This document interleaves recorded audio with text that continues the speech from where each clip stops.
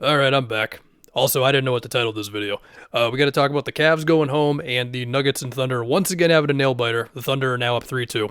And I actually kind of want to start with Thunder Nuggets. Fresh in my mind, and the Cavs Pacers thing. It's gonna be more so like general thought stuff, less like specific game moment stuff. Okay, so we had like a tie game at 103 all. And then the Thunder, for the second straight game, said, "You guys doubt us in the clutch versus this team? Well, here you go." Lou Dort. The Nuggets have been telling him all series, "Go ahead, dude, we'll live with it." And he took some of the gutsiest threes you can imagine there in that fourth quarter. The first one was in like semi-transition where I was just like, "Do not take this shot. What are you doing?" It goes right through. It gave me memories of like rooting for Marcus Smart for many years. Then he had one where Jokic left him completely wide open. I was like, okay, you know what? They're going to ask you to take this, but you did it with confidence. You made it. All right, cool. Another one where Jokic is like kind of helping off of him, but this one is a little more gutsy. And then another one where the double on SGA was like very, very quick. And if Dort chose not to take this three, I don't think anybody would have been too upset by him. But he knocked it down, man. And then it's, talking about the SGA doubles, the one where J-Dub made it where the one prior he airballed the three off of a very similar situation. It was SGA middle of the floor, four guys around him, somebody's open. I mean, this is simple stuff, but of course those are the shots you got to make, right? And then the pull-up three that SGA had where they like ran the screen twice. They re-screened it with SGA and iHeart because the first time Jokic was ready, he was up on the screen, all that stuff. They reset it, they run the screen again. He did not get up on the second one, and then SGA had daylight, there you go. SGA also cooked on the Murray switch in the fourth quarter. They also ran like one great play where it was like Lou Dort going baseline off the ball. I think at least made Jokic look at him for half a second. I don't know. And then SGA, he actually got the screen from Chet, which put MPJ in the screen as opposed to Jokic in the screen. And then Jokic has to pay attention to that for a second. And then it's like iHeart getting backdoor for something. iHeart had a massive putback in that fourth quarter. It was good stuff. It was nice to see the Thunder executing on offense because there was also like a little stretch there, in the third, early fourth, where the doubles were freaking them out a little bit, or, airballed threes, or some of the time when they would leave Dort open, or he'd like have to operate off the catch and drive and then maybe a turnover or something. But they made enough of those plays. And then on the other end, man, 50 shots combined between Jokic and Murray.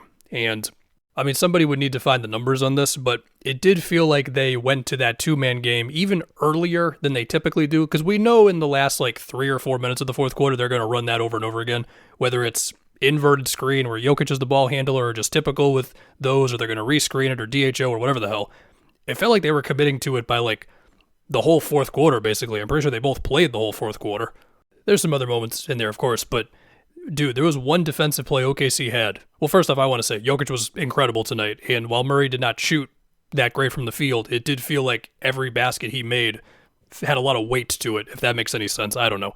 But dude, OKC had this one great thing defensively where, I mean, you could also say that this was a bit of a mistake on Denver's part, but you're operating with the results. Basically, Christian Brown is in the dunker spot, and Chet is helping off of him, which means Chet is able to stand in front of the basket ready for whatever the hell's about to happen, and it becomes Murray getting free on the Jokic two-man game, and then Chet's right there for the block.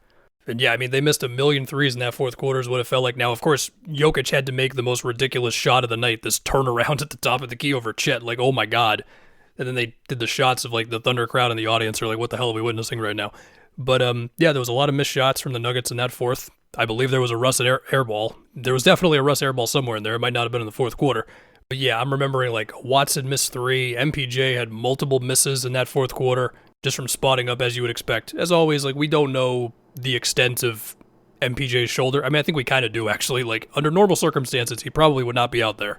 And yeah, whether it was just missed jumpers or, Murray missing a step back or a pull-up or whatever, that one play where Chet blocked him when he was in the dunker spot, that one really just like made an impression on me. I don't know, it was cool. But yeah, OKC goes up 3-2. Great stuff. Another great game in this series.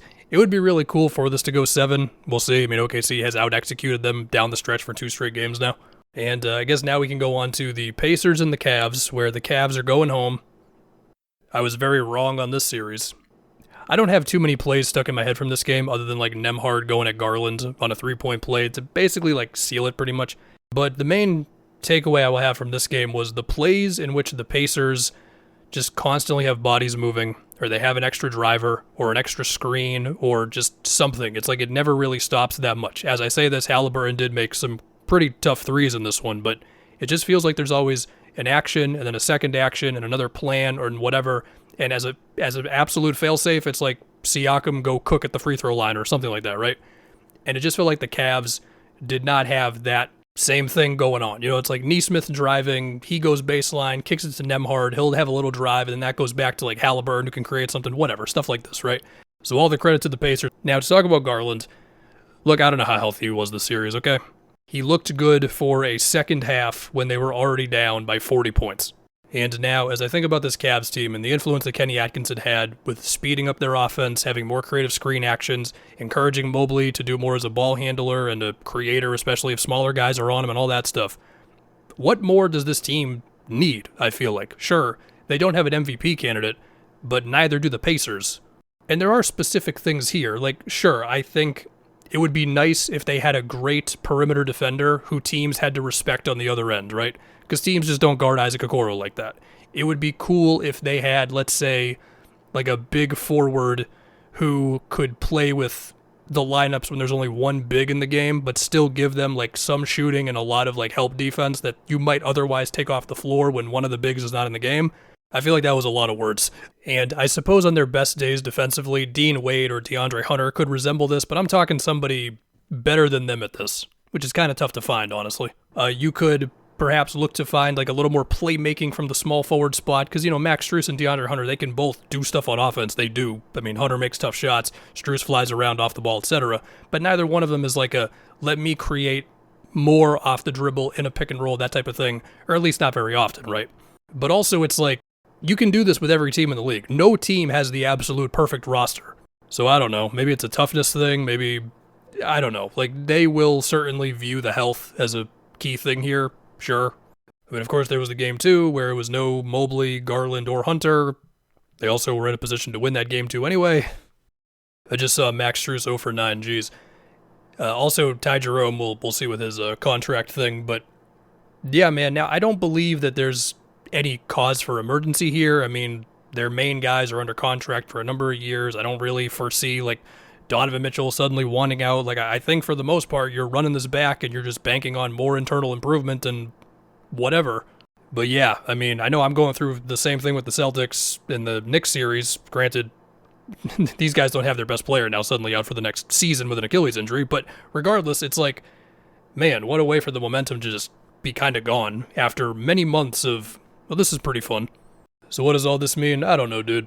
But I do know the Cavs do not have their own pick until 2030. So you don't really have a whole lot of stuff. Now, I know last year after they lost in round 2, that the take that I saw the most was they got to go with Mobley at center, maximize spacing and all that stuff. Maybe people will bring that up again. It just seems like they really have not entertained that much at all. I mean, I remember when the Brandon Ingram for Jared Allen fake trade was a very popular fake trade among the fandoms of whatever, and there was just like no energy about that at all from them, unless I'm not remembering right. I don't know. Anyway, that's enough on Cleveland. The Pacers, second straight conference finals appearance. We will see who they're facing. It's probably going to be the Knicks, even if I will hope that the Celtics can somehow do this without Tatum. I mean, to be fair, even with Tatum, it was looking pretty bad. Congrats to the Pacers, man.